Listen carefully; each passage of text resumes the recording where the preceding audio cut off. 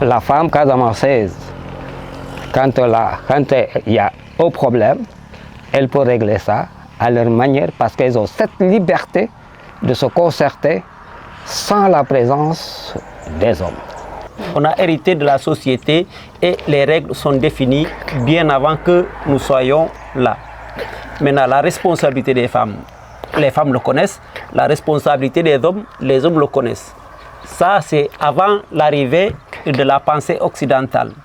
Avec la colonisation, on nous a donné des textes. Des textes dont tu sais que la majeure partie ne comprennent pas les textes-là parce que ce n'était pas informé au niveau de la population. Tout à l'heure, il a dit la colonisation. Je ne pense pas que ce soit la colonisation en tant que telle. C'est l'éducation. Quand on est venu, on nous a éduqués, on est allé à l'école et on nous a apporté une autre forme de pensée différente de celle que nous avions au niveau des trucs. Et aujourd'hui, moi, mon enfant que j'ai envoyé à l'école, il revient avec une autre pensée, différente de la pensée que moi j'ai. Et moi, j'ai cette conviction de pouvoir protéger ce que mon papa m'a légué. Et donc, il y a cette confrontation.